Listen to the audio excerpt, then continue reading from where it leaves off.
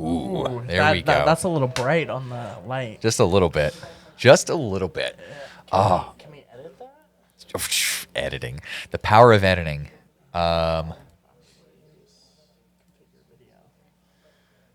Brightness. Brightness. Am I turning it down? That helps a little bit. It's not as sharp right now, though. Yeah. Okay. No, that took it out. This I want to be auto. Can I click it as auto? Is that better on that end? A little bit. I look white. It's, well, embrace it. I think I'm the only reason I'm being saved is because I have a hat on. I think that's the only saving grace I have. And the only hat I own is one of my job that I'm not allowed to wear. Okay, that's fair. Yeah. That's fair. Yeah. I mean, here's the thing: is that the pod is going to be audio only, so they can't see how white and hideous we are. Exactly, We're but just so white. for the live people, they get to see my shining skin. Apparently, They get to experience the entire thing. Here's the thing: eventually, I am putting dimmers into this section, but it's just we have to run completely new electrical wiring to just get dimmers installed. So I'm just like, I can't afford that yet. I'm not ready for that yet. That's gonna be a process for here. Yes. But okay, guys. So just so you know, channel points won't be used because the podcast is about to go on. So I will refund that to you later, Brand. So no channel points will be used for then. We're about to do our clap in and start the podcast. We just gotta hit record on this. Right? Yes. So we're gonna hit the record. We're gonna hit record here. We're gonna see all of these that are bouncing. So you got PC stereo, mic stereo, which is all the mics. One mic, other mic. So that's your mic down there. Perfect. Okay. So as you can see, there's a little peak right there, and then we get to do the clap sync, the famous clap sync, y'all. This is how the cake is made. Okay, you're gonna have to understand this. So you're gonna hear a little clapping for just a moment. So we're gonna do a 3, 2, 1 clap. All right, and you're gonna do it into the microphone. Into all right? the mic. Okay. So 3, 2, 1, 3, 2, 1. Even that's all it is right there. See, you get those little spikes right there. Yeah. And that is you'll sync that up with your the audio that you get from the video that you'll download from, say, Twitch or YouTube, however you do it. And then as soon as that's aligned, you can then swap out the audio from the video and have the high quality audio right there. Perfect. So you've got options. And that's what life's about, having options. Exactly. So let's go ahead and do this one last clap, and then we will All right, sure. get right into it. Ready? All right, 3, 2, 1. Ooh, all right, that works. New achievement, a new podcast. Have you ever been at work handling heavy machinery and you forgot to take your schizophrenia meds and you think, man, I need more voices in my head to drown out the bad ones? So you pull up your Spotify, your Apple Music, or SoundCloud to listen to a podcast on your favorite topic? Yeah, you're welcome. Reward? You get to listen to two schmucks talk about a man in his boxers with his cat surviving the apocalypse. Hello, everyone. Welcome to New Achievement. Hello there. Today, I am joined by David from Reforge. What's up, guys? It's going to be, this podcast is going to be following the Dungeon Crawler Carl series. We'll be going 2 to 3 chapters at a time. And in regards to that, if you have not read the chapters yet, go read them. Join the great ranks of the literate. Please support the official release. Yes. So we will get right into this.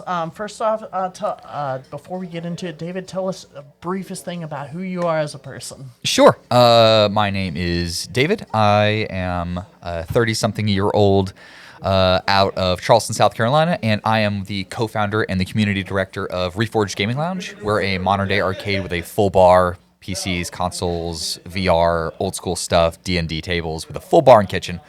And my awesome friend and business partner Chris is the head of that Hydra, and so It's been awesome to sort of see our community here in Charleston grow with gamers and nerds alike. This is where I was able to meet our amazing host of this podcast here. And he came to me with this awesome idea. And I was like, how can I help? You want to use our stuff? You want to use our equipment? You want to use our software? Go for it. And now we're here. Now we are here. For those of you who don't know who I am, I'm Shard. I also go by Gage. That's my real name, obviously. Most people call me Shard. I have been planning this for a while, and many of you know me from doing Minecraft stuff or Gary's Mod stuff, but now I am taking a harder focus into progressing in my projects, making them all work together, and to grow a community that has same interests as me. I met David here a week after they opened. Yes. And I have not stopped coming here. It's wonderful, and we'll get more into detail about Reforged Does on our mid-roll. That's going to be between Chapter 2 and 3. We'll talk about some of the projects we're working on, the different things going around.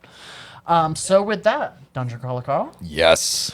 All right, so Dungeon Crawler Carl, it opens up with Carl kind of describing his first thoughts on the apocalypse.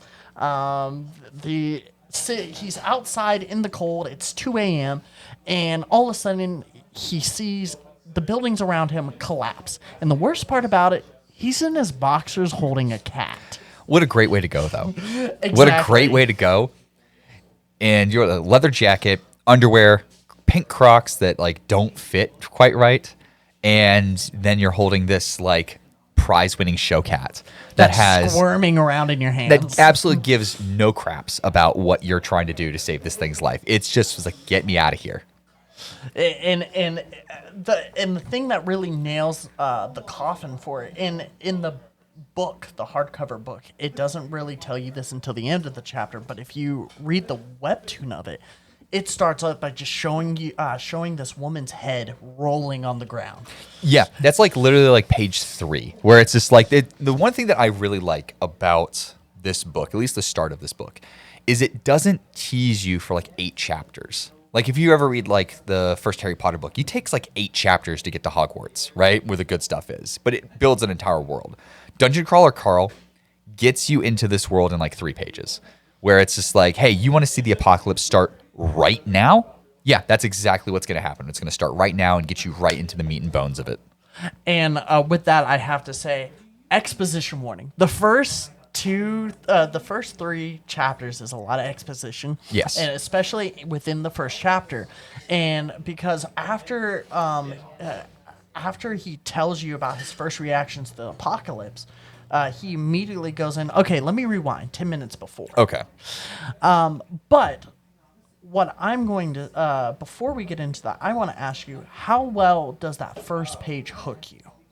Oh, it hooks you like a literal fish hook in your spine. It literally just like soon as you start, and it's been a while since I've been able to read a book. Like it's been a while since I've been able to like sit down and really focus on something that I want to read. And there's a lot of books that you can start, and it's just like it takes a while for you to sort of get interested. As soon as you start, you immediately get pulled in. And it happened the same thing to my wife, where she saw me bring home the book. She's already read like 11 chapters in like 2 days. She's like recommending it to all her friends and her family and stuff in the family chat. So this is something that I think you're sort of getting to see it spread like wildfire in real time. And I think it's because it pulls you in so quickly and so dramatically. And from my end, I've read the entire series a couple of times now, and going back for it and doing this in-depth analysis, the first thing I think I can remember is going, how would I react to this? I'm standing outside and I see everything just get smushed like a can. Yeah. How would I react? I feel like I would freak out. I wouldn't know what to do. How would you? Full panic attack, obviously. Everything around you is gone. Your neighbors, gone. Anyone who was in that house, in any house ever, gone. And it's at that point, it's just adrenaline kicks in. And he really doesn't have a chance to really calm down until he, gets into the tutorial room. Yeah. Or and that's in chapter 3, but it's for 2.5 chapters. Imagine this guy just being in a constant state of go, go, go, like a Tom Cruise movie where he's always running. And but it doesn't overstimulate you with too much going on in the book. I think the pacing for that across the first 3 chapters is actually really, really good to get you into the meat and bones of it, but also to sort of set the stage without you feeling like you're getting pulled along for the ride too quickly. And speaking of setting the stage for you, let's get back to that 10 minutes before. What we learned within the second and third pages of the book, we start learning who Carl is, who Donut is, and who Miss Beatrice is. Carl, he used to be part of the Coast Guard. He works on rich people's yachts, and he has a girlfriend named Miss Beatrice who has a prize-winning show cat. From there, you start hearing why he's alone with the cat right now, where Miss Beatrice is. And what was your reaction to that, David? Listen, them hoes ain't loyal, all right? It's this idea. I hate this, like, and here's the thing. It sort of captures, like, a breakup really, really well, where you see it kind of unfold on social media, where it's like, hey, your girlfriend that you've been with for quite a while is now in Hawaii on a boat with her ex. She's posting it to Bahamas posting it on social media, meaning that at that point it's like, hey, you know you're gonna get caught, but you don't care, and that's a really crappy way to sort of end a relationship. Where it's like, hey, I'm putting it out there that my relationship to you has no value, and I think Carl handles it incredibly well. Where he's just like, it's a clean break, where it's like, hey, we're done. I'm out. I'm going to have our stuff packed up and sent, like, shipped out and separate. And I'm also going to but while you're out, I'm also going to take care of this cat. Exactly. And that's something that definitely shapes your view of Carl going forward. And something I want to point out within the writing of it is how your opinion of Carl forms. And I want to talk from a literary standpoint because he says the phrase, I'm not an asshole. Right. And then proceeds to go, I'm not that much of an asshole. Right. So do you believe Carl is a reliable narrator as we go through this? So far he has been. Like, he seems, here's the thing, there's so many things that he just doesn't want to do. He doesn't want to take care of this cat. He doesn't want to, pack up his girlfriend's stuff. He doesn't want to have to go through all the stuff that he's going, but he does it anyway. So it's just like, hey, he has this mentality of like, oh, someone has to do this. It's got to be me. And then he's like literally forced to, with the apocalypse happening, he's forced to do it. Now, he doesn't have to take care of this cat. Even when everything's collapsing around him, he still has this thought. It's like, well, I'm not an asshole. I can't just leave this cat. And the cat isn't like the best thing to him. Like, they're not best friends. But it's not like he treats the cat poorly or the cat treats him poorly. And within the first 3 pages, it makes you understand they have a mutual respect for each other, quoting how Donut will do what Donut will do. Yeah, which as cats would do. Yeah, exactly. If Donut wants to sit on his lap while he plays Call of Duty and gets fragged all the time, Donut's going to sit there and ask him what is he going to do about it, right? And that's the greatness about this very brief introduction to the 2 characters. And in a way, you get a very good brief introduction to them as characters, and then you get thrown into chaos immediately after. Yeah, it's pretty much right on, like I said, as soon as you open the book, it's just, after 2 pages, it's just pure chaos for 3 chapters. And it's an exciting pull, and I think that the writer did a great job of just being able to make sure people were captured almost immediately, especially with people's attention spans so far today. Like, you have to basically keep them engaged and get them engaged right then and there. And speaking of Princess Donut and sort of getting engaged in what happens afterwards is you learn Princess Donut is a prize cat. And something I really enjoy about the webtoon, and for those of you who don't know, there are 4 ways to read this book. There is the Ace hardcover books.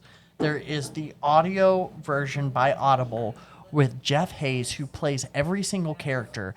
It is super immersive. There's a webtoon, and then there's Sound Booth Theater, which is ran by Jeff Hayes, where they make an audio production through Sound Booth Theater, like taking the audiobook and taking it to the next step.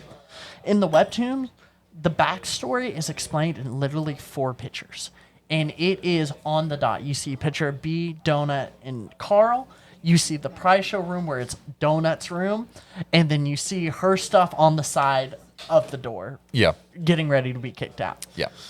Oh, and it's a really like I like the art style of that as well. Like the few slides that you got to show me, like they look. It's a really well done production. Like it's kind of like got a bit of an anime feel to it with the eyes and the jaws, but it's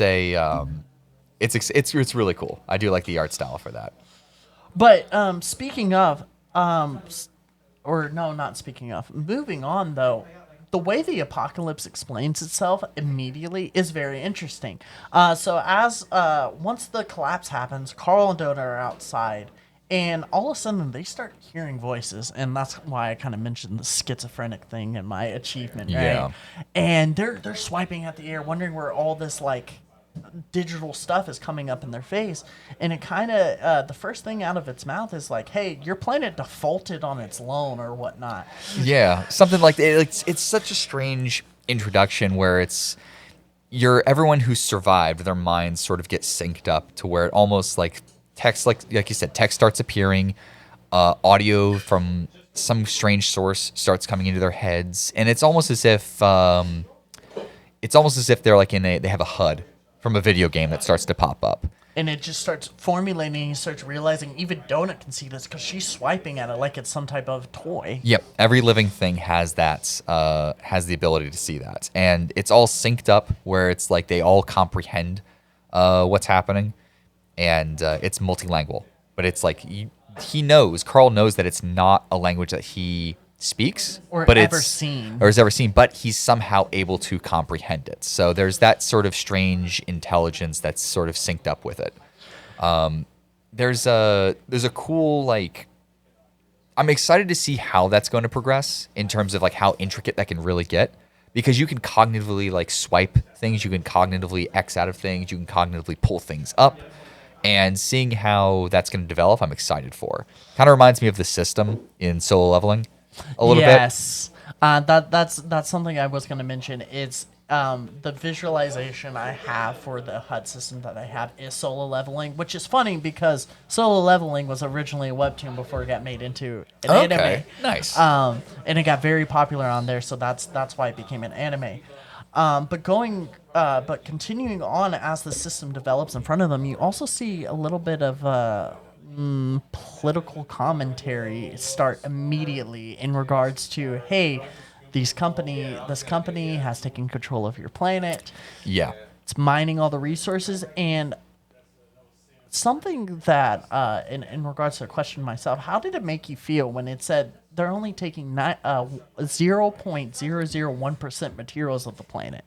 It's strange. It is strange where it's like, hey, we're gonna have an apocalyptic event and take only a fraction of the resources. It is strange, but at the same time, it's just like, having worked for two massive corporations, that is about as efficient as those companies can be. That's about as efficient as it's going to get, because it's like, hey, we're going to invest $20 billion. And how much is that going to net us over the next, say, 10 years? Oh, about a third of that, maybe. It's the same thing. Well, like, you're seeing all these companies like invest billions and billions and billions in AI, and they're like, oh, this isn't paying off yet because the AI is not as good as we thought it would be. But look at this cool picture of this squirrel. Like, that's what it is right now. But I mean, you've got, like you said, there's a little bit of that political commentary and kind of like this idea of just like massive corporation, bad, right? And that's a common feeling that a lot of like working class people can kind of get around, especially someone in Carl's position, who's like doesn't have the best life. He's a vet, obviously, and he's got like a very menial job cleaning yachts for people who are already way richer than him, right? So we're gonna hopefully get to see a little bit more of that explained as we go chapter 4 and onward. And for those of you who have read the books, like who are watching this and are commenting, make sure you try not to spoil anything. All I'm going to say in regard to that is, as someone who's rereading it, I find it very appropriate for Carl to be someone who's used to being used as a toy in regards to being a veteran, and as well as working for rich people, and that becomes very important as we go forward. Oh, okay. And for my last question in regards to this, before we move on from chapter 1, because there's nothing really much else to cover for chapter 1 before we move on to the details of chapter 2, is Sure. Do you have a personal animal escape story?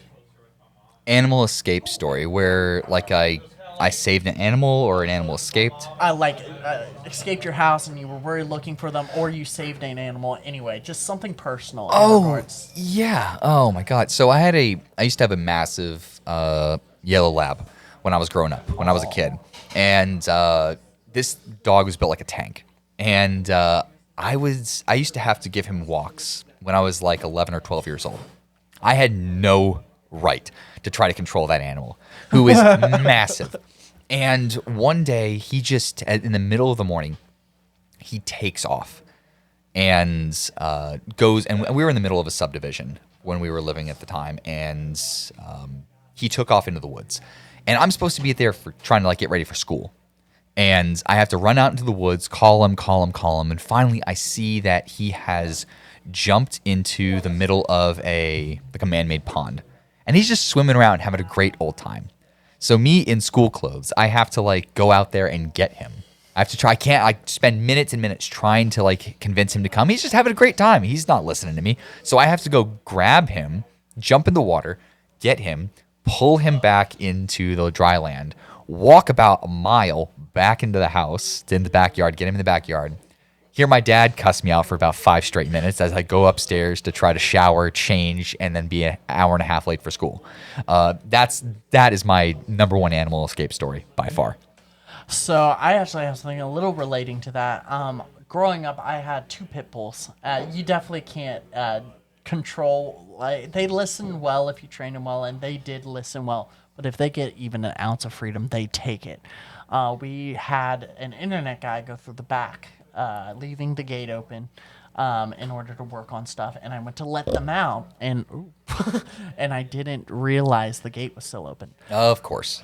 And they ran 6 miles Oh, no. all the way to I-26. We were able to get them. When we came back, their legs were wrapped for the next 2 weeks because it was the middle of summer. Their paws were burnt. Oh, yeah. Oh, my God. The asphalt just being like 150 degrees probably. And like they a frying just pan. kept going. Yep. They just have the energy. They just have that energy. Just have to get out and get loose, which is, it happens with dogs, especially if they get excited. All they want to do is run. But no, that's a rough one. I do have to say, though, if my cat, Jasper, ever got out, you can bet your ass that I would not even bother putting on a jacket or Crocs that barely fit. I would be out that door trying to get him as quick as possible. Yep. Would you, if you had a very close animal escape, would you take the time to get dressed properly, or would you go out barely dressed? I would slaughter an entire village of innocent people if my little girl was threatened at any point in time. I have 2 cats. I have a boy and I have a girl, and my girl's name is Lyra. She's the most precious thing. And if she got out, I would run over an entire school. I would run over an entire school bus full of children if I thought that was going to be in the way. I don't care. Sue me. I don't care. I'll take the charge. I'll see you.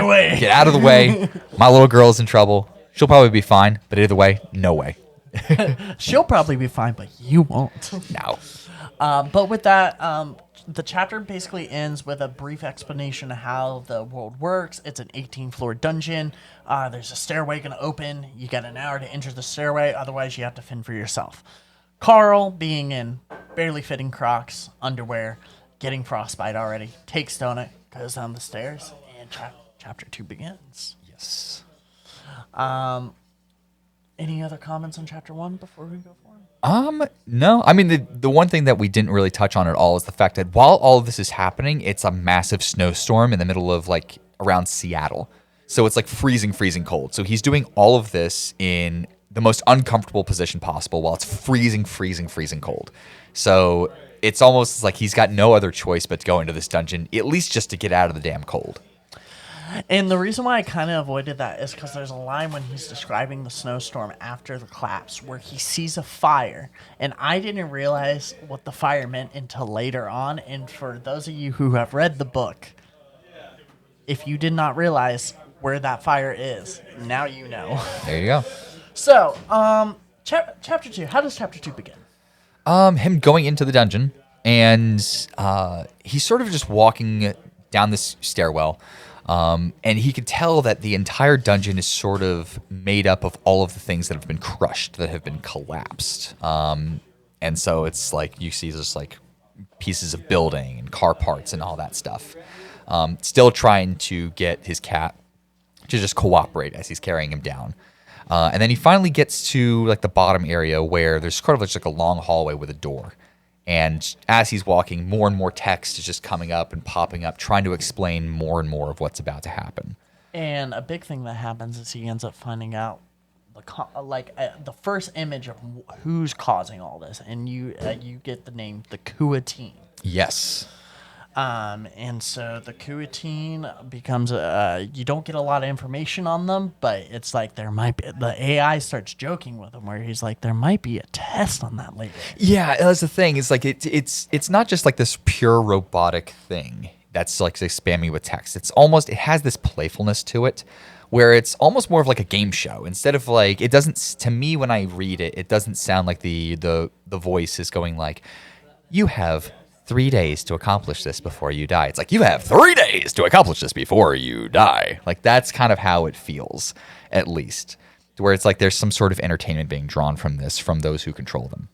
And as you progress, not only through this book, but in the other books, you start realizing that AI gets more and more comfortable. And you'll see that even in this first book where it just slowly just starts relaxing with what it's saying and having fun with it. And I find that so interesting that that this is an aspect like, hey, this thing that shows me everything is something that is trying to make it fun for us, even though you're killing us. Right, or at least fun for people watching, right? Here, I do have to use the restroom. Okay, you're good. I'm about to lose it. While you run and do that, I'm going to state some other things. In regards to the AI, I'm not, again, I don't want to give too much spoilers about that. We don't know who's watching. We know it's a game. We know it's a sort of, like it's being streamed kind of early. It's hinted at from the first chapter and the giant exposition that happens there. However, it's not until chapter 4 you really see the in-depthness of who's watching. Obviously, we're a little ahead. We're new to this, trying to keep it within the stories. But again, if you have not read the first 3 chapters, you should not be here anyway. But that's okay. So, they go downstairs. You see the Kuatine. Open the door, and they're walking. They're just walking, and all of a sudden, they find themselves in a trap. They get trapped, and out comes the goblins with a giant fucking goblin dozer. And we see our first non-human entity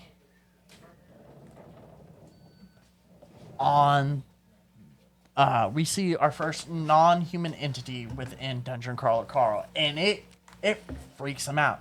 And with David being back, David, if you saw a real life goblin, how would you react? Probably the same way I did now. I need to start wearing diapers for these podcasts immediately. Here's the thing: goblins are such a strange thing because they're humanoid, but they're also so incredibly like different looking.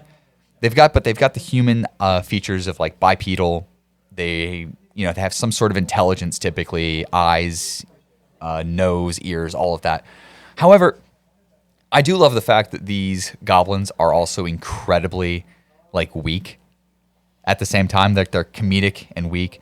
Oh, I love that image of the webtoon, especially with the one that has the pot in his head. Exactly. Yes. So I just showed him the webtoon depiction of it, just so because he hasn't read the whole webtoon. Webtoon's free if you want to look that up. But keep going if you still have more to say. No, I mean, if I was to have to ever see a goblin in real life, the normal part of me would be like, oh my God, of course, obviously for the first time. But at the same time, the gamer in me for so many times and just like, this is free XP. That's exactly what my entire default brain would eventually be like, this is just free XP at this point. And that's the perfect segue into the question I was going to ask you before you had to use the restroom is, sure. If what is your normal style of learning a game? Because the moment I realized this is a HUD, I feel like I would have stood there for a minute figuring out this HUD. So definitely understanding movement, like definitely is the first thing. And then obviously HUD control, like understanding like here's the menus, here's inventory, here's ability markers, here's the level up screen. And for some games, it's like really, really easy. It's usually like just a couple of inputs. And once you've hit that, it's pretty basic. And then, especially if it's like a huge open world game, I usually spend a huge amount of time in the starting area just trying to explore. Like there's nothing hidden or there's nothing like special that I'm going to miss before I go off into the rest of this vast world. Did the camera quality just go down really badly? I don't know. It might have... I think it defocused. Interesting. Oh, well. So we'll just keep going from there. Sorry for interrupting you. You're good. Yeah, no, personally, I take a long time understanding my interface and everything I can interact with earlier in a game as long as it's, like, not time-based, right? Right. Especially, like, if it's a Zelda game or New Vegas, or not New Vegas, but Fallout or anything like that. Yeah. I take my time to be able to figure out everything that I'm interacting with. And that's because one of the first ever RPGs I ever played was New Vegas growing up. Yeah. And right off the bat, I'm lacking a brain that just got put back together. Okay, let me do these tests to tell me my stats. Yep. Like, that was very much something I learned from Fallout, how to take my time and learning what I'm dealing with before trying to walk to New Vegas and getting killed by those death claws in the Yeah. Well, that's the thing. Also, like typically in a starting area, if you just like go straight down the main quest line, sure, whatever, you'll be able to do that. But usually, if you walk out of a main starting area, you're gonna have not just the main quest line, but like 4 additional side quests that you're like. There's almost like a FOMO for me, where it's like if I don't pick these up, I'm probably gonna be out there in the middle of the world, and I'm just gonna like stumble upon what I'm supposed to do for this side quest. I'm the type of person who will do only side quests and stumble upon the main quest. I'm also one of those idiots who refuses to get rid of starting gear, thinking that like my brain, it doesn't matter. It doesn't matter for me what game I'm playing. I always start with keep my starting gear for some reason in my inventory, thinking that this will one day be super valuable in the late game. Like one day, like at the very end of the game, it's gonna be like, hey, do you have that one random iron helmet and bronze short sword from like the very beginning of the game? Well, now it's the most powerful thing in the game, and never happens, never ever happens. And it's just like, oh, okay, that's it's a completely dumb thing that I do. Actually, it does happen in one thing that you play. If you keep the starter pistol in COD Zombies and pack-a-punch it, it's normally really powerful. Okay. Because I know you play Call of Duty Zombies, don't you? Yeah, a little bit when I can. Yeah, Call of Duty Zombies is a lot of work these days. It's not like it used to be. But Dungeon Crawler Carl. So they run into these goblins.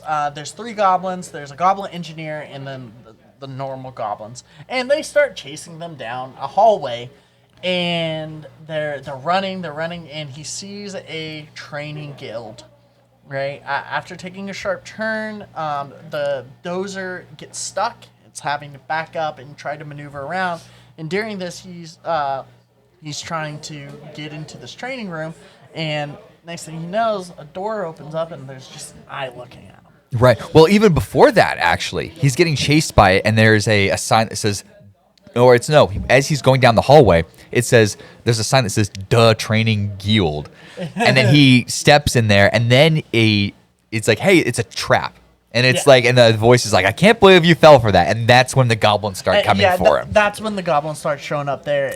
The training, that's the original training guild. It's a trap. And then he gets to a 3-way hallway where it's like, okay, there's light down this way. This is probably the best way. And then he stops. He's like, no, this has to be a trap. This has to be. It's too good to be true. And then he takes the better route.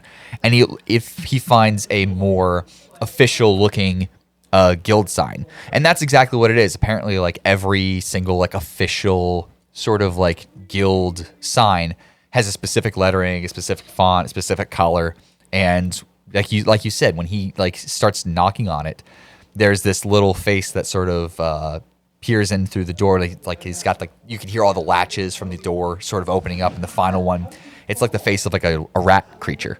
Yeah, and it describes it as Master Splinter. That's the first thing that pops up. Very Splinter-esque, yes. Very Master Splinter, and then they start interacting, and he's like, "Oh, I can't let you in. There's mobs too close to the door." And he's like, Which is such a gamer thing to do. It's like the thing where like you try to go to sleep in Minecraft. It's like there's maybe mobs nearby. I'm like, I know, I want to sleep, and they'll then burn to death, please. the worst time in Minecraft is when you don't know there's a cave under you, and there's a creeper in that cave, and you're like, "Where's the mob?" And you dig down. Yeah. And so Carl's trying to convince this guy to open the door. He sees his name's Mordecai, and The cat immediately like sneaks in. sneaks in like a cat does. They go where they want to go, and Mordecai eventually convinces, Carl eventually convinces him to open the door, but after killing his first goblin. Yes, which is so grotesque in its description, but to it's almost comedic, because this goblin, now Carl is not supposed to be like this super soldier. He's not. He's an average guy. He describes himself as a genuinely average person. He's a little bit taller, a little bit bigger, so he's like 6'3", 225. I think is what he described himself as. No, he's 235. He's 235. 235. And he describes how he's always held muscle well. Yes.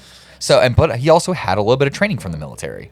So he's pleasantly surprised on how well he's sort of able to handle himself against this first goblin, to which he just proceeds to literally beat to death with his bare hands and just into almost mush. He's slamming his head against the ground over and over, and I'm like, oh. To where like Mordecai is almost just like, please stop it, he's already dead. What's funny is that's what actually he does kind of comment on the goblin, but he's really talking about Donut, because he goes, hey, stop that. Oh, because Donut right. walks into the room. Yeah. Because Carl thinks he's talking about the goblin, and Carl goes, whose side are you on? Right. And then he realizes that he's not talking to him. Yeah. And so eventually he is able to he's able to get into to the guild, into like the training guild. But he's almost immediately sent back out because Mordecai tells him, it's like, hey, those goblins are probably just going to tell their friends, and they're going to come back with a bunch more guys. And there's more goblins, apparently, which is shocking. Yeah. But before we progress further, Okay. I do want to comment on Mordecai, because in the book, it describes Mordecai as a Master Splinter type looking person. I'm imagining just a middle-aged rat, little bigger, right? He's a ratkin. You get his whole description, level 50, and all that jazz. And I was I want to say pleasantly surprised, but at the same time, it kind of infuriates me. If you go to the webtoon, and I'm going to bring up a picture right now. Okay. So bring that up right there. This is a nice little thing for the kids at home who are watching the stream. You don't get to see this on the podcast. Why is Mordecai hot? He's wearing a fucking crop top and high-rise jeans. Here's the thing. He's only missing. All he's missing is just like the outline of like a six pack. And then it's just like, this rat fucks. This rat fucks. Like, he doesn't even have a goatee. I imagined him with a goatee. And it's like, the rat's hot. I feel like... Here's the thing. I imagined him more of just like a dirt, because it's a rat. So it's usually like something that lives in the sewers. It's like got some grime on it, some filth. Maybe he's got like a bit of his ear chewed off or whatever. And he's maybe like walking with a cane or something. Yeah. And then you show me that, and I'm like, that doesn't fit. That doesn't fit the description at all. That's not how it's supposed to be. I feel betrayed. I feel confused. I'm confused in a lot of ways right now. All right. Moving on. Moving on. So I'll describe this next part. So he goes back out because he's like, all right, don't you dare lock this door. I'm going to head out here. I'm going to I'm going to get rid of these goblins.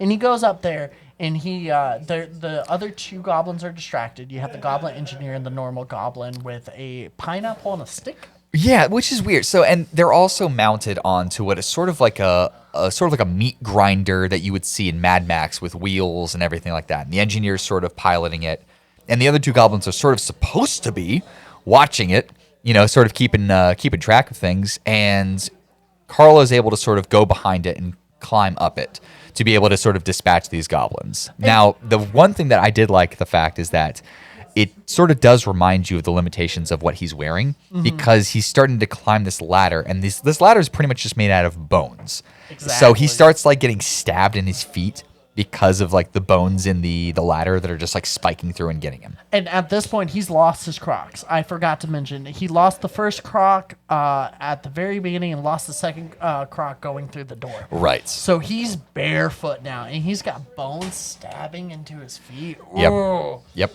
So I know what that feels like because one time when I was a kid, I tried to walk down a boat dock barefoot. And if you ever go to the bottom of a boat dock at low tide, it's covered in algae and also absolutely tons of oysters. And my feet got torn to ribbons going through those oysters. So as soon as I heard or like read that description, I was just like, I know exactly what that feels like. That sucks. Because here's the thing, when you're done, it just hurts to walk. And the description of it is so well, like you can feel the pain even if you haven't described it. It's like describing most guys will understand this. I got kicked in the dick. We all cringe at that every time. And the way it describes it, you instantly start rubbing your feet, making sure your feet's okay. Yep. And so he gets up there, and the first goblin goes to charge him. And after dropping the pineapple slid off the stick. Right. It's one of the funnier like weapon choices that a creature can make, and I like the way that they do that because it is comedic. It's it kind of keeps cartoonish. It's cartoonish. It keeps things jovial, and very much it sort of lets you know that these guys are like very low level in terms of just because there is a leveling system apparently in this system where Carl starts at level 1. Some of the goblins, like one of the goblins, is like level 3, so he has level 50. Right. So like there's definitely like a power structure, just like we see in say like D&D or in video games, right? And you kind of get introduced that very casually, but it's something that anyone who's played a game like that can very quickly comprehend and understand. And I think it plays on that. It plays on the previous existing knowledge of gamers and nerds to be able to sort of very quickly accept that idea. And we know Carl is a gamer because of like him sitting with Donut and playing games, and he spends a whole paragraph describing, "Hey, I don't want to piss off Mordecai. He is a level 50 ratkin. He will kick my ass." But what's surprising is even as a level 1 dude who hasn't even completed the tutorial guild, he's surprised by his own strength when he throws a goblin into its own spinning blade. Meat grinder. And the gore. The gore is... Yes. It's very well described. It is very well described. However, there is a bit of a spike when he fights the engineer, and the engineer is level 3. So, like, the engineer is definitely quite a bit more capable than his 2 compatriots, right? So he does have to sort of be a little careful about going against something that is higher level than him. And which we all know that feeling, right? If we're level 1 and all of a sudden we take on something that's level 5, there's typically kind of a difficulty to that, where it's even if you're an avid gamer, there's a power spike that eventually you're going to run into, and you're like, oh yeah, I shouldn't be in this area. Yeah, I shouldn't be messing with this. And let's be glad that the aliens didn't take inspiration from Dark Souls, because he would be dead already. God. Yes, he would be dead already. So he ends up smacking the goblin engineer with his own pan and describes his teeth flying out. Yep. And then the bulldozer goes boom, and he right before as he runs into the tutorial guild, and Mordecai's like, "What the fuck did you do?" Yeah, and he sort of describes it as well. It's like he describes the idea that the explosion was so powerful because it was probably the explosion was it was sort of infused in magic to be able to target him specifically. Yeah. So there's a bit of sort of like an idea behind like how these contraptions are designed in the dungeon, which is, at least in the first 3 chapters, it doesn't really overfill your head with lore. It doesn't overfill your head with world building, but right at the end of chapter 3, it really starts to look like you're going to get a pretty good understanding of the world that's you've sort of been thrown into, because Mordecai's whole position, as he describes to you in chapter 3, it's like it's all about like, hey, this is my role. I am in this, at least in this instance, my role is to sort of give you an understanding of the world around you. Here's how you use your menus. Here's what you're supposed to be doing. Here's what to expect. And something I do want to note for people who are not avid gamers, in which if you're on Twitch here and watching this live, you kind of understand the more how gaming is. But I've introduced Dungeon Crawler Card to people who are not gamers, and it can be a little overwhelming. Always encourage them to get to the 4th chapter, because there is enough personability within this story that once you get to the 4th chapter and you get past that exposition, it's easier to go through. And that brings me to another question. Do you feel like the rapid exposition thrown in your face, one, replicates gaming in the modern day pretty well, but also does it turn off the reader a little bit? If you're someone who enjoys a much more slow introduction to read into like books, it might be. It definitely feels accelerated a little bit. However, I can understand why the author feels that's necessary, because I'm sure there was a draft that he probably did that was probably 3 times as long for the first 3 chapters, where it's like, hey, we take 6 chapters to get to where we want to go. And, after probably a couple of rereads, it probably just wasn't that good. Because it can just sometimes if you take too long to build that world up, unless it's like some really like fantastical, crazy world that you really have to like lay the foundation for, it's just too drawn out for exposition. It's too drawn out and it makes the reader lose interest. But for the kind of reader that this is really focused towards, I think it fits really well. I don't think someone who sees this book and is like, I can't wait to read this, is going to be upset at the exposition and how it's sort of fast at the first couple of chapters. I'm going to have to agree with your statement. You covered everything I would have said in regards to that question. Sure. Is there anything else you want to comment on Chapter 2 before we get into the meat of Chapter 3, where things start getting explained in a little bit more detail? No, I think we summarized, especially at the end of Chapter 2, where it's like he's finally able to sort of just like get into the guild. And just into that room, and it's only like it's like a 12 by 12 room. I think it's how it's described. So it's not like it's this massive thing that he's gone into. It feels very much like a room in a dungeon. And for that, it's the first time, pretty much since like page 2, that he's been able to sort of take a breath and kind of like collect himself. And so this is kind of where it's a good opportunity for Mordecai to sort of start explaining things to not only Carl, but the reader. And I'm glad Mordecai doesn't hold a grudge for Donut crapping in his mother's ashes either. Yeah, that does happen. The cat knocks over the vase that was turns out to be an urn with ashes, and then uses it as a litter box. So nice. I do like the fact that it doesn't take itself seriously at all, which allows us to be able to not take it seriously while also just really getting in to enjoy not only how crazy things are getting, but also how funny things can still be. Because that's so many things in gaming that we see where it's, imagine Halo 3. Like, I kind of think of it as like in Halo 3, you have the skull that is the grunt birthday party. Yeah. You're trying to save Earth and the entire galaxy, but at the same time, every time you headshot a grunt, you just have confetti spew out of his head and you hear, yay! Like, that is gaming. That's the crux of what gaming is supposed to be, in my opinion. Yeah, it does the humor so naturally and in a gamer-like way that you can appreciate it as both someone who doesn't do gaming full-time and someone who does gaming full-time. Yeah, exactly. And with that will lead us to our mid-roll. So, mid-roll means we're going to take a little break in between here, and we're going to talk about our current projects going on, learn a little bit more about David and about myself. But before we get into that, do you need to use the restroom again or anything? I'm good. You're good? I'm okay. good. The catheter is in. The catheter's in. Yeah, I didn't watch, I promise. All right, so David, tell us everything about Reforged, because we're hosted by Reforged. Yes. So, like I said earlier, we're a modern-day arcade with a full bar and kitchen. So we've got 20 gaming PCs. We have areas where we have like full reclining couches with PS5s, Xboxes, Switch 2s. We have a legacy ledge of the old school stuff you grew up with, the N64s, Sega Genesis, SNES, NES. We have a full flex area that people use to play board games, card games. We do D&D sessions all the time.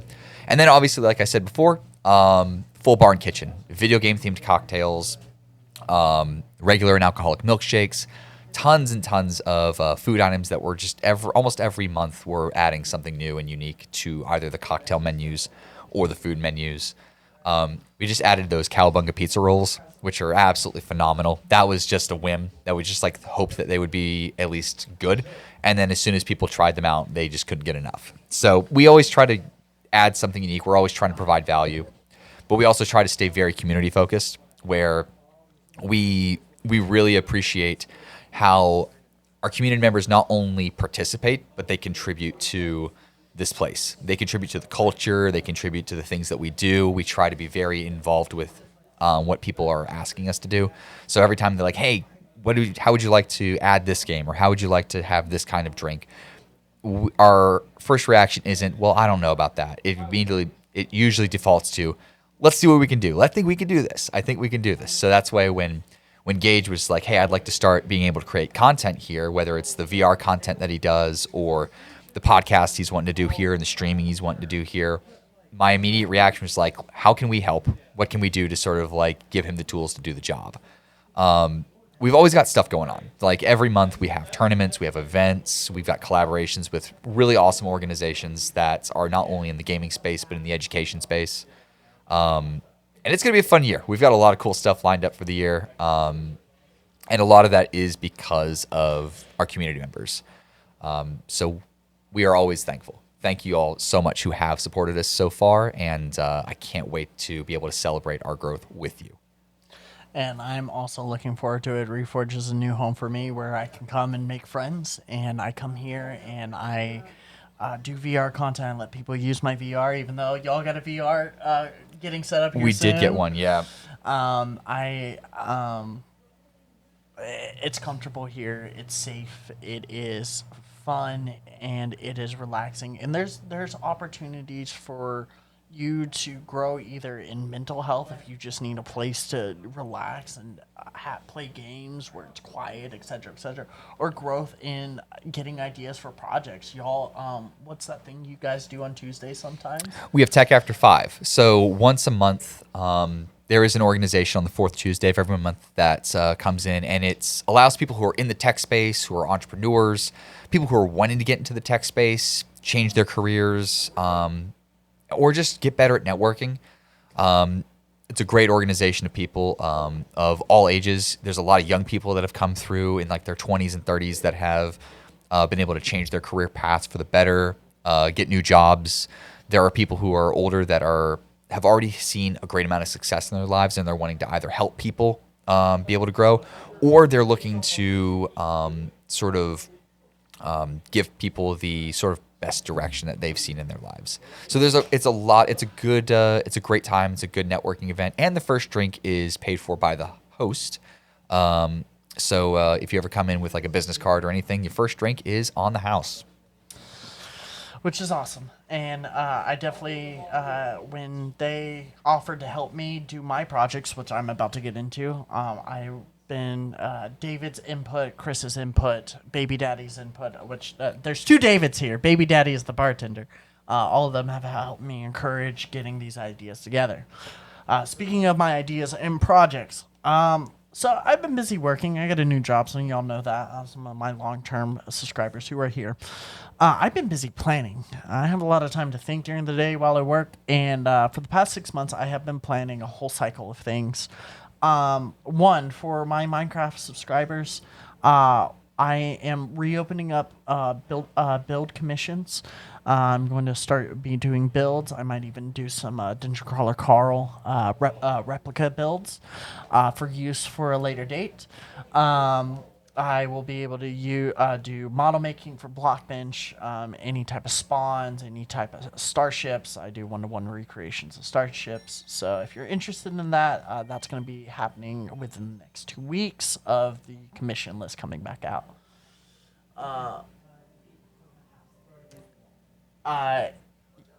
In regards to what you said, Fuki, yes, I've been wanting to bring you here for a long time. So if you ever do visit, you're gonna enjoy meeting David and Chris and all that. next up is going to be obviously the podcast, Dungeon Crawler Carl podcast. This is something as sort of my foundation for all my content right now because I know it's something I'm going to enjoy doing and be able to do going forward. It's just so much fun. Getting prepping for all this, the scheduling, etc., etc. Every Sunday going forward, we will have a live stream. The following Monday will be the live stream podcast on Spotify, Apple Music, and I think the other SoundCloud for it. Yeah, should be. And so there'll be plenty of places to listen to it. And then all of that is going to end up advertising also my VR streams. I've perfected how I stream VR. I've been doing a lot of contractors lately with the Modern Warfare mod, the BO2 mod, BO3, and zombies. It's been a good time. And obviously I do Blade and Sorcery. And I definitely want to get into the VR content because that's the game I have the most fun with. So I plan on doing a VR content stream once a week and a Minecraft stream, building asset stream once a week as well. So a proper schedule will be out for that soon. In regards to the next live episode of this, it will be next Sunday, which is the 25th. I think my guest is Chase. Oh, nice. Chase is great. Chase is really great. He's read the entire series. In fact, for the people who have read the entire series, I might end up doing a Patreon exclusive, like spoiler free discussion of the chats going forward. We're still thinking about it. Let me know your thoughts for those of you who have read the series and would like to hear a spoiler recap of like where we basically go, all right, how does book 1 affect book 7? Like what foreshadows what going forward? Okay. And with that, yeah, you'll be seeing a lot more of me, and I'll be doing a lot of stuff here at Reforge because I love everything they're doing here, and yeah. Awesome. Yeah, dude, I'm excited. I'm excited to see all that come out. I am too. Is there anything else you want to talk about before we move on to chapter 3? No, let's hop right into it. All right, Dungeon Crawler Carl. So within chapter 3, Carl's inside now, and we started talking to Mordecai, and he's like, "There's a lot of things you can't access yet because you haven't done the tutorial yet." And he starts explaining what's going on. He says the Borant Corporation is the one who's hosting the season. He starts stating like how he's a former crawler. He used to be a bird creature, a skyfowl.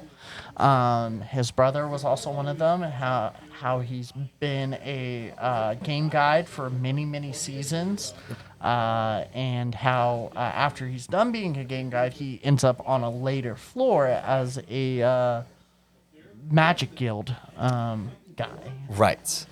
And during that entire time, he sort of gets to break down. He starts starting to explain to people, or at least to Carl, he starts to explain the idea that as you progress down to the lower levels, it gets obviously more difficult. There are fewer and fewer people that will make it to those lower levels, and fewer stairs. Yep. And then there's also going to be the case that like once you hit certain levels, you unlock certain opportunities. So it's like you have this, like once you hit past level 3, you're going to be able to make a decision on how you want to progress in terms of like not necessarily your character, but how you play the game. As well as choose a class once you hit level 3. Yep. Go ahead. You've also got, at level 10, you can choose.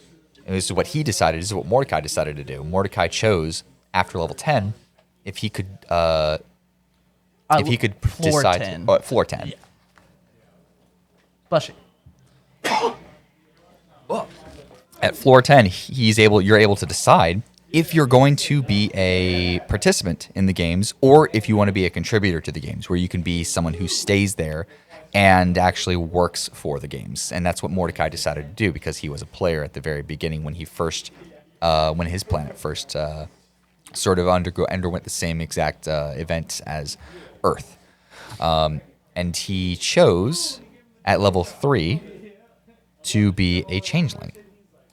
Yes. So during his crawl, he decided to be a changeling on level 3. So basically, he could change into any creature he touched, etc., etc. But how it works with him as a game guide, anytime his guild removes, He changes forms. he will change forms. Something that I find very interesting about what you just said, though, is it doesn't state Mordecai's reasoning for working for the crawl yet, does it? Yeah, my immediate reaction was, as he says that the levels get more and more and more intense, I'm pretty sure he came to the realization, or at least my first reaction was that he came to the realization that he might have just barely made it to floor 10. Yep. And he's like, hey, I have an opportunity to guarantee my survival. And I'm sure it's kind of similar to where if you ever watched Sword Art Online, there are a lot of people who are stuck in the game that decided to just make lives for themselves. They weren't going to try to escape the game because trying to escape the game almost meant certain death.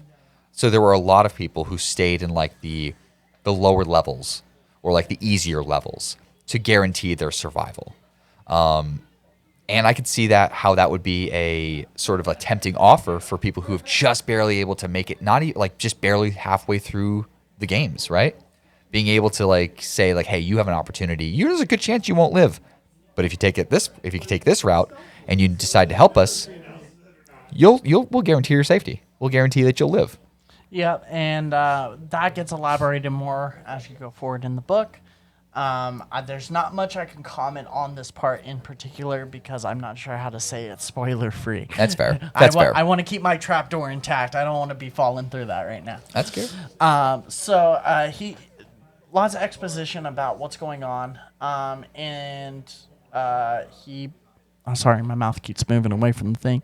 And basically, he kind of runs them through the tutorial. Mm-hmm. He sits them down and he tells them his story. Chapter 3 is honestly really short because right, it moves into Chapter 4 where it gets really into the nitty gritty. Nitty gritty of it all. Honestly, we've kind of covered everything in Chapter 3 already. Pretty much. And I mean, like I said, it's a really great, the first 3 chapters are a really great introductory to this world. It does seem fast paced. However, that allows you to burn through those pages very, very quickly. It's not a hard first 3 chapters. It's actually a really, really easy first 3 chapters. And like Gage said, if you can get through the first 4 chapters, you're going to be hooked and you're going to be able to sort of have a really good understanding of how this book is going to sort of progress for the rest of it. And I'm excited. It makes me excited to. I almost messaged you. I almost texted you. It's like, can we do the first 4 chapters instead of the first 3? Have you read the first 4? No, I only to prevent myself from overstepping the boundaries of 3.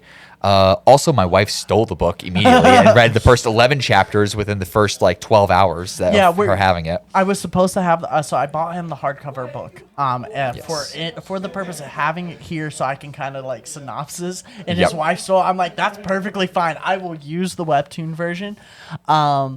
And this is also the first episode, so it helps us gauge like how much we talk, how much we tangent, how much time that takes. So I did the first 3 for this. I might have to start shifting chapters down for everyone in the future. Maybe. Just so it all fits. Because I could keep going, you could keep going. Right, but we've hit an hour, and I think that's a fair sort of pace, and that could cut down to like 45. It could cut down to 50. That's the thing. You've got a good pace going for you, and as you progress through those chapters, your next chapter may only be like a 30 to 45 minute episode, and that's okay. And especially a pilot episode. A pilot episode's typically a longer episode for people. And for the first 3 episodes on the audiobook, the total amount was 45 minutes. So listening to the first 3 chapters. Speaking of, did you listen to any of the audiobook? I listened to a few of the clips and some of the stuff that you sent me on TikTok, but I haven't actually. I didn't go through the whole audio book. I'm just diving into the physical book because I like to be able to sort of set my own sort of ideas of how voices, creatures sound, of how my own voice is. I'm actually really lucky that when I first started reading like Harry Potter, Snape sounded exactly like Alan Rickman in my head, and I was only like 7 or 8 years old, or maybe 10 years old when I first started reading those books. I didn't know who the hell Alan Rickman was, but it was like, he definitely sounds like this, and I'm like, he sounds like a dork. Palta. Yeah. In regards to that though, I will say the audiobook has changed audiobooks for me forever. I recommend listening to it. Jeff Hayes is amazing. For me, I can read the hardcover books, but that hint of how the AI starts relaxing, Right. you fully feel that with the audiobook. And obviously, I support the hardcover. I have both the hardcover, I have the audiobook. For those of you who don't have an Audible account or have an Audible subscription, you can use your free credit a month to buy the book and listen to it. It's just with the 4 avenues of media that this comes in, it makes it super exciting, a lot to talk about. And the webtoon also makes it really, really well, or makes it really, really easy to visualize in certain aspects. And with that, I'm going to bring up this other picture for those of you who need a visualization for Carl and Donut. This is the webtoon description.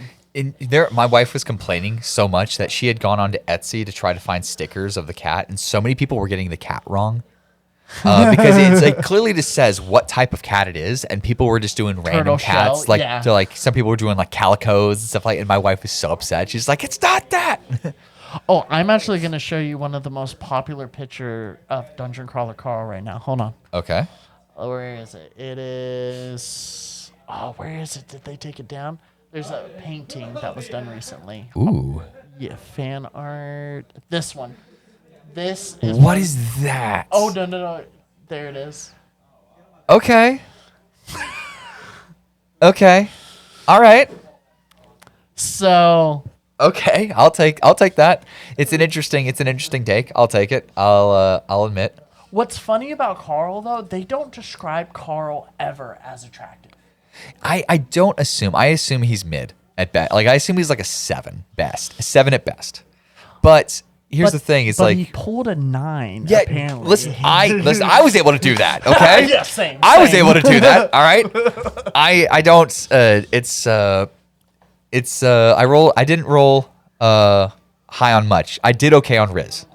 I did okay on charisma. Your charisma's up here. I earned that, all right?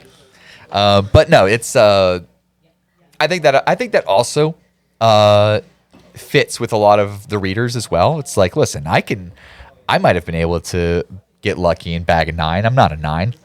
Like I think that sits with the common man. It's like, listen, I may not be super special, but my wife is pretty awesome.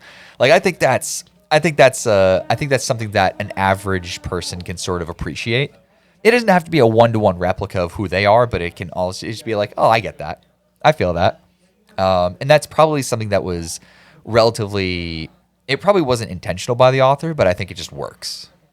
I think it works well. Heck yeah. And that brings me to my final question. It's technically 3 because I forgot to do it between each chapter. Sure. These chapters aren't named. If you had to give each chapter a name, what would it be? Oh, okay. Chapter 1. Oh shit. Oh shit. I would say chapter 2 would be Enter the Dungeon, because it's such a classic name for so many things. Like one of my favorite video games is called Enter the Gungeon. I love that game so much. Great name. And then level 3 would definitely be probably chapter 3 would definitely be Stomping Goblins. Stomping Goblins? Stomping Goblins. 100%. Like it's as much as it has, like it could be. I think chapter 4 would have definitely been a great one for like tutorial 1.0. But chapter 3 is definitely Stomping Goblins. See, for me, I grew up with Percy Jackson titles. So, the name of the first chapter that I came up with was "My cat gets out and my neighbor loses her head." Okay, yeah. So I 100%. I haven't read a lot of Percy Jackson, but I know exactly what you're coming from, and that's a great chapter 1 intro. I like that. For chapter 2, Ooh. It's cold as hell and my cat is an asshole. That would have been a good one for chapter 1. For chapter 2 is the signs are a lie. Yep. Okay. The signs are a lie. And then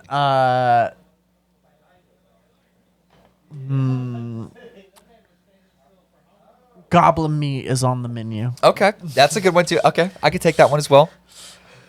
All right, those are 3. I like how here's the thing is like you don't need chapter names. However, it can be fun to do that. Exactly. Like there's not a lot of like video game levels that like really stand out in terms of names, but there's a couple. But it's not necessary, but it is nice to see that. Like occasionally you'll see like there's one it's like you're gonna need a bigger boat for I think that was oh god. It was some RPG that I played that had a where you had to make your way across a lake and there was a sea monster in it. Then there's the last mission in Halo 3. That one's an epic one. As I'm saying how epic it is, I'm completely drawing a blank on the name of it. But That always happens. It's such a great like there's some fun to that, but no, I just summarize it. I can't wait to keep reading this. I'm gonna go home and probably read at least another 7 more chapters, and I cannot wait to see how everyone else starts to sort of have their input on this project. It's gonna be a fun ride. Yeah, I will post on my Instagram as well as Twitch story. Anywhere that has a story, the schedule we have the next 2 months filled up. I am looking for 3 to 4 people to do certain chapters to pre-record because for those of you who don't know, I'm having a baby next month. So we will still stream them on that Sunday, but they will be pre-recorded streams. So I'll be just watching the chat. We won't actually be there, but we'll get those pre-recorded. And then come around April, May, things will be back to normal every Sunday. But with that, thank you for coming to New Achievement. Absolutely, it was my pleasure. Nice meeting you. Absolutely. Or not meeting you, but thank you for coming. Absolutely, no, it's gonna be great. It's gonna be great. And so we're gonna go ahead and end the recording, and I'll do a Q&A session for the Twitch chat. All right, roll the tape. Roll it. Perfect. All right. Thank you so much, David. Absolutely. So, chat, if any of y'all are actively still here, I saw one question from Hellhound, which is my brother-in-law. Ooh. Is that so the AI? So the AI is like Kane from TADC. What is TADC? What is TADC? Um, I don't know TADC. Do you? I'm about to find out. Oh yeah, look it up. Look it up. Yeah. Also, Fuki, thanks for the compliment calling me a hot rat. That's wild. The amazing, possibly the Amazing Digital Circus. I don't know. I don't know what TADC is, but that's the first thing I saw when I looked it up. I've never heard of TADC, so. Yeah, that's all it's saying is TADC. It's a not kid friendly cartoon. So, okay. Okay. Oh, speaking of, this thing's going to be getting a live-action TV show by Seth MacFarlane in 2 years. Oh, of course. Oh, of course it would be. Of course it would be. I knew it was gonna eventually someone was gonna pick it up, and of course, if someone was gonna do it, it'd be Seth. Oh, okay. So my brother-in-law does says it's from the that show that you looked up. Okay, gotcha. I have to remember this thing's 3 minutes behind. So for people who are like, hey, if you have any questions, I'm waiting for them to come in.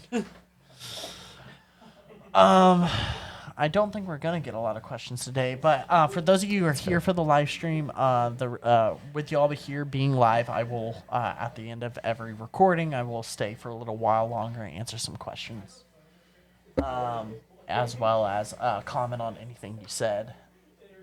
To that, in regards to, I did respond to Fuki. Yeah, Fuki, I've been telling you about Reforge for a while. This place. You would make a lot of friends here, and I know you're not really a going out person, but a lot of people here are not going out people, and you are in. I know what area you're in. They actually based their theme on some of the stuff that they do from your area. I'm not going to call out your area, but I know y'all's history, and you can probably guess where the couple places y'all checked out to kind of base your theme. Yes. Yeah. A little bit. We pulled some inspiration from, like, we've had a good idea of what the lounge layout was going to be. However, we know that there are people who have been able to do things incredibly successfully out in the from the Boston area, the Atlanta area, particularly Midwest. like the Chicago and Skokie area. If you haven't checked out probably the best to ever do it so far in the country is a place called Ignite. Ignite Gaming Lounge. Now they've rebranded it Ignite Arcade. When Chris and I first went there, they had like 100 different PCs with console couches, 2 different kitchens, full bar service, pizza ovens, all this crazy stuff. And then they've started to push a lot more into like the traditional arcade style with like the arcade machines. But they still have the PCs. They still have the console couches and fantastic food menus. A lot of it's like has a lot of prep that goes into those meals. And when Chris and I spent like the weekend there, we had a phenomenal time. Definitely recommend it to anyone who's in that area. As well as and speaking of histories of like gaming arcades, the first place I ever went to was the Brick in Duluth, Georgia. Duluth. Duluth, Yeah. My wife loves going to Duluth. It was actually what was funny is it was my first time ever going on a date with an Asian lady. Okay. It was one of the best dates I've ever had. They've got a pretty sizable Korean population in Duluth. They have street signs that are in Korean in Duluth. And they have a lot of K-pop, or not K-pop, but like definitely a lot of K-pop. They have a lot. Listen, my wife would know. There's a lot of K-pop. They have anime conventions hosted there. There is a large Asian population there. We played Black Ops 4 Zombies because that was around when it first came out. But the sad thing is they only had like 15 computers and they were packed. Yeah, because that whole concept for a gaming lounge started off in Korean and Japanese areas. Actually, in South Korea and Japan particularly, and they called it PC Bong. PC Bong was sort of just like an internet cafe that people could either just use the internet or they could play video games in. And then that phenomenon sort of carried to the U.S., started off really on the West Coast first, and then it sort of started that idea and that concept started to spread across the country. And it's spreading real well, and you're catching that train just like I'm catching that train in Dungeon Crawler Carl before it gets too popular. Which it won Barnes & Noble Book of the Year, which is saying something, and all that jazz. Oh, yeah. Doesn't look like we're getting any more questions here. Sure. Hold on. Hold on. Out of the version. I can read it. Out of all of the versions that came out for Dungeon Crawler Carl, would you say they differ from which source you read it from? No.